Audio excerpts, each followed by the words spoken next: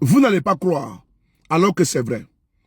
Le Nigeria, qui est le géant d'Afrique, le Nigeria, est aujourd'hui en souffrance, pour ne pas dire à l'agonie. Rien ne va au Nigeria au niveau sécuritaire. La CEDEAO est prompte à envoyer des soldats au Bénin, surtout le Nigeria. Souvenez-vous, dernièrement, il y a eu une tentative de coup d'État au Bénin pour conduire le régime de Patrice Talon. Le Nigeria, comme l'a dit le président béninois, Patrice Talon, a envoyé un avion de précision pour frapper ceux qui ont voulu la base des putschistes. D'ailleurs, il a même ajouté une frappe chirurgicale bien millimétrée. Ce sont les propos de Patrice Talon. Il dit que le Nigeria a des avions pour ça. Le Nigeria a même envoyé des soldats qui viennent à peine de rentrer là. Ce mois de février là, ils viennent à peine de rentrer dans leur pays. Des soldats nigériens. Nigérians, pardon. Alors que pendant qu'ils sont au Bénin, en train de surveiller les pouvoirs de Patrice Talon, qui a mis la démocratie béninoise à coupe réglée, mais au Nigeria là, c'est grave.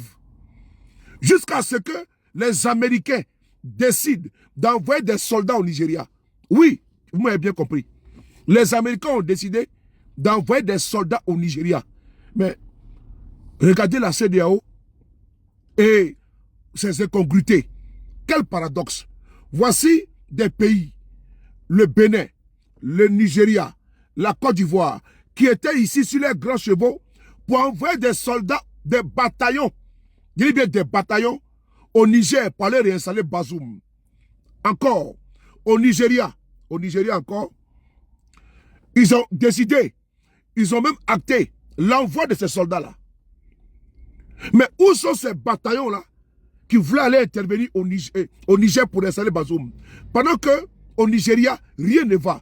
Il y a également la force en attente de la CEDEAO. Cette force-là, elle est là en attente uniquement pour les coups d'État.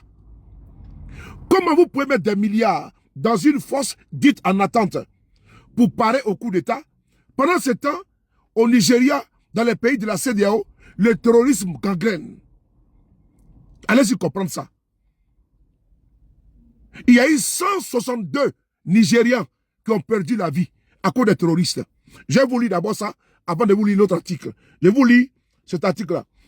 Nigeria, une attaque meurtrière fait 162 morts dans le centre-ouest. Au moins 162 personnes ont été tuées le mardi 3 février dans une attaque menée par des hommes armés dans le village de Woro, dans l'est de Kwara, au centre du Nigeria. Cette nouvelle violence s'inscrit dans un contexte d'insécurité persistante, marqué par les actions de gangs criminels et de groupes djihadistes, malgré le renforcement des opérations militaires. Avec l'appui des États-Unis, les attaques se poursuivent, les groupes armés se déplaçant d'une région à l'autre pour échapper à l'armée. Vous avez vu? Les États-Unis ont envoyé des soldats pour aller aider l'armée nigériane, mais ils ne peuvent pas.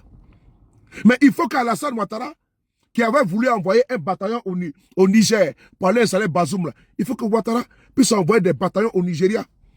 Il faut que également les pays de l'AES, les pays de la CEDEAO, en l'occurrence le Ghana, le Togo, comment on appelle ça, la Guinée-Conakry, la Guinée-Bissau, le Libéria, comment dirais-je, la Côte d'Ivoire.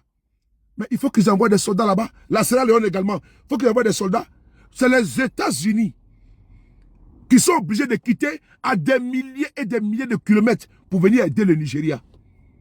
Allez-y comprendre ça. Est-ce que ce n'est pas honteux pour l'Afrique? Je dis, est-ce que ce n'est pas honteux pour l'Afrique que des soldats américains viennent aider le pays le plus puissant d'Afrique? Pendant ce temps, les autres pays là sont là. La Côte d'Ivoire est là, d'Alassane Ouattara. Le Bénin est là. Le Ghana est là. Le Togo est là. Le Sénégal est là. Tous les pays de la CEDEAO sont incapables d'envoyer des soldats pour aller aider le Nigeria. Je vais vous lire ici l'article. L'article est là. On va lire ensemble. Les États-Unis ont déclaré avoir déployé une petite équipe de militaires au Nigeria ce mardi pour venir en aide à un pays en proie à la menace djihadiste. Une collaboration militaire renforcée. Ce mardi, chef du commandement, ce mardi, M. Anderson, chef du commandement des États-Unis pour l'Afrique, Africom, a annoncé le déploiement d'une petite équipe de soldats au Nigeria. Une décision qui vise à soutenir les pays en proie à la menace djihadiste. Bon, moi je pose la question, où sont les pays de la CEDEAO pour aider le Nigeria, qui est aujourd'hui en souffrance? Quel paradoxe. Voici des gens qui aujourd'hui sont insensibles à la souffrance du peuple nigérian. Mais si c'était dans l'AES qu'il y avait eu ces massacres, mais non, on n'allait pas respirer ici. Ils allaient dire non, Assimi Goïta a échoué, Ibrahim Traoré a échoué, Tiani a échoué. Mais regardez, 162 personnes, un carnage total. Silence radio, quelle hypocrisie.